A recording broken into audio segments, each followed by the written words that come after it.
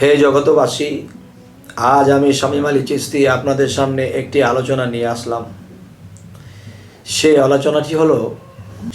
আলোচনাটি হলো যে আমরা এই জগৎ চলার পথে আমরা কিন্তু অনেক বিপদ আপদের সম্মুখীন হই। তবে যারা তরিকতের জগতে আছে তারা মুর্শিদের কাছে জেনে নিয়েছে যে বাবা, কালকে আমি এমুক জায়গায় গিয়ে একটা লেনদেন করব, এমুক জায়গায় গিয়ে একটা ব্যবসা করব, এমুক জায়গাতে গিয়ে আমি এই একটা কিছু প্ল্যান প্রোগ্রাম করব। এখন এই জিনিসটা যদি আমার বিপদ হয়, সমস্যা হয়, তাহলে তো আমার করাটা ব্যর্থ হয়ে যাবে। তবে আমি আপনার তরিকতে এসে আপনার হাতে হাত দিয়ে বায়াত গ্রহণ করেছি। এখন আমি কি করে বুঝবো যে কালকে আমার এই ঘটনা হবে বা ভালো হবে বা মন্দ হবে? আর এই জিনিসগুলো জানার জন্য একজন মুর্শিদ বায়াত যেদিন করবে সেদিন ভক্তকে এই কৌশল দিয়ে দেবে, তুমি এই কাজটা করবে। এই কাজটা করলে যে তোমার কি আজকে লেনদেন করাটা ঠিক হবে কি হবে না তুমি জানতে পাবা। এবং তুমি এই ব্যবসাতে নামবে, এই ব্যবসাতে নামলে কি তোমার লস হবে না লাভ হবে, এই জিনিসটা তুমি এই কাজটা করবা। এটা করলে তো তুমি জানতে পারবা যে তুমি কাজটা করবা কিনা। এখন দেখা যায় কেউ মনের আবেগে দেখেছে এখানে যদি আমি 5 লাখ টাকা ইনভেস্ট করি তখন এখান থেকে আমার 10 লাখ টাকা আসবে, কিন্তু যখন 5 লাখ টাকা ইনভেস্ট করলো লস খেয়ে মাত্র 50,000 টাকা বেঁচে রইল আর সব লস হয়ে গেল। তখন কি হলো? হায় আল্লাহ, কি হলো? আল্লাহর কোনো দোষ নেই বাবা। আল্লাহ কিন্তু প্রত্যেকটা মানুষকে যে তরিকত নেওয়ার পরে মুর্শিদের তরফ হইতে কিছু কৌশল, কিছু ধারণা দিয়ে দেবে যে বাবা তুমি একটা ব্যবসায় ইনভেস্ট করবা টাকা, এটা দিলে কি তুমি ধরা খাবা, মার খাবা নাকি লাভ করবা, এটা তুমি জানতে পারবা। এই সাধনাগুলো তুমি করো, এই নামটা তুমি জপো, এই কৌশলে তুমি চলো। আচ্ছা, এখন কেউ মুর্শিদ ধরে নাই, সে না বুঝে একটা কিছু করে সে লস খেয়ে গেল, বিপদগ্রস্ত হলো, সেটা সারা গেল যে তিনি মুর্শিদ ধরেননি।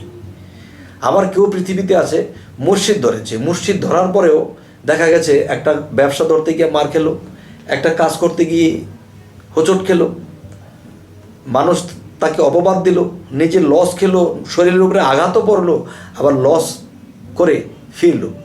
তো এখন বলতে চাই যে এমন এমন কিছু বিষয় আছে যা মুর্শিদ সে বায়াতের দিন তাকে এই কৌশলগুলো দিয়ে দিবে। বাবা, তুমি যখন একটা ব্যবসা বাণিজ্যে বা একটা কলকারখানা করবা, বা তুমি বিদেশে যাবা, বা তুমি যে কোনো একটা বড় কিছু হাত দিবা, তখন তুমি এই সাধনাটা করে এই কাজটা করবে, এই নামটা জপবে, তখন তোমার কাছে খবর হবে যে তুমি এটা করলে কি লাভ হবে না লস হবে। আমার কাছে আসতে হবে না, আমাকে জিজ্ঞাসা করতে হবে না, তোমার কাছেই তোমার খবর হবে। তাই জন্য কবিরা বলেছেন যে পাখি পরম সুখে আছে, নিজের খবর নিজের কাছে। তো নিজের খবর নিজের কাছে আমি কোনো দিন জানি না, আমি অচিন দেশের মানুষ, নিজেকে চিনি না, নিজেকে জানি না।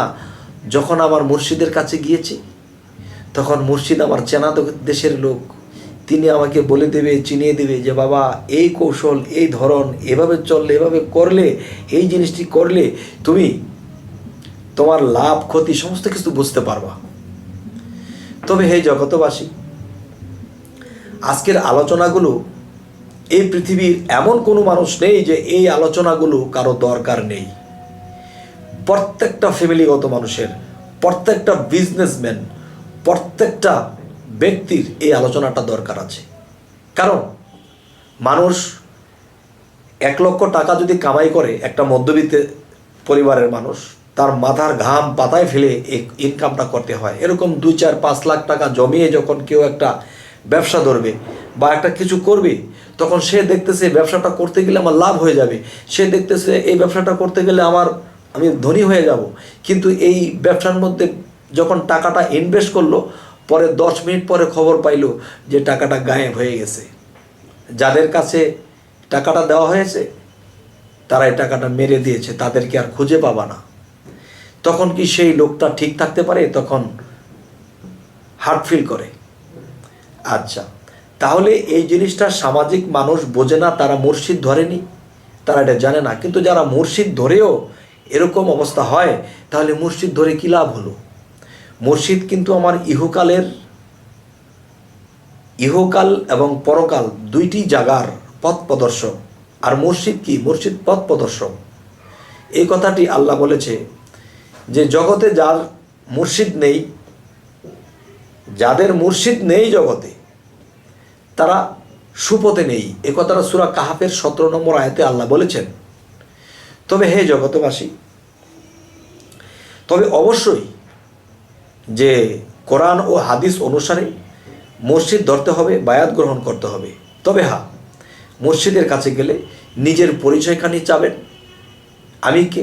জন্ম জন্মান্তরে নিজকে হারিয়ে ফেলেছি। যদি গুরু বলে যে তোমার এই পরিচয়, তাহলে এই পরিচয়টি আমার দেহ কোরআনের মধ্যে কোথায় লেখা আছে? যাতে কিনা দুই নয়নে তো বিশ্বাস করিব না গুরুর বচনে। আচ্ছা, এ হলো এক বিষয়। আরেকটি বিষয় হলো যে আমি সমাজে চলি, ফ্যামিলি নিয়ে চলি, গ্রামবাসীকে নিয়ে চলি, কিন্তু ব্যবসা বাণিজ্য বিভিন্ন কিছু করে আমার খেতে হয়। এখন দেখা গেছে আমার বাহ্যিক চোখে দেখেছি এই ব্যবসাটা আমার লাভ হবে, আমি গরিব মানুষ, অনেক টাকা ধার কর্জ করে এখানে ইনভেস্ট করেছি, পরে মার খেয়েছি। তাহলে কেন মার খাবো? আমার মুর্শিদ আমাকে বায়াতের দিন সেই কৌশলগুলো দিয়ে দেবে যে বাবা, এরকম যদি দেখো, এরকম যদি বোঝো, এই বিষয়গুলো যদি তোমার ঘটে, তাহলে তুমি এটা করো না, এই ব্যবসার যাইও না। আর যদি তুমি এই জিনিসগুলো ওরকম না দেখে এরকম দেখো, তাহলে তুমি অবশ্যই জয় হবা, ব্যবসা বাণিজ্যে তোমার লাভ হয়ে যাবে, সংসার ফ্যামিলি নিয়ে তুমি ভালো থাকতে পারবে। তবে হে জগতবাসী, আজকের এই আলোচনাটি এই পৃথিবীর সমস্ত মানুষেরই দরকার। তো আজকে এই আলোচনা এই অল্পখানি করলাম, এতে যদি কেউ বুঝে নেন তো ভালো। তবে অনেক ব্যক্তি বলতে পারেন আমাকে যে আপনি তো শুধু বললেন যে এই জিনিসটা গুরুর কাছ থেকে নিতে হয়, এটা নিয়ে বুঝে বুঝে চললে ব্যবসা বাণিজ্য আয় উন্নতি করা যায়, এরকম কিছু বলতে পারেন। তা আমি ভাঙলাম না কেন বাবা? যার মুর্শিদ আছে তিনি মুর্শিদের কাছে এই জিনিসগুলো নিয়ে নেবে, কেননা এই জিনিসগুলো একমাত্র ভক্তকে গুরু দিবে, অন্য কেউ দেওয়ার আইন নেই। যদি এরকম আইন থাকতো আমি আপনাদের সামনে পেশ করে ফেলতাম। তবে হ্যাঁ জগতবাসী, যে কেউ গুরু মুর্শিদ ধরেছে তিনি তার মুর্শিদের কাছে জেনে নেবেন, আর যে গুরু মুর্শিদ না ধরেছেন সে মুর্শিদ ধরবেন এবং এই জিনিসগুলো জেনে নেবেন, ইহকাল ও পরকাল ধন্য হয়ে যাবে। তবে হে জগতবাসী, সকলেই ভালো থাকবেন।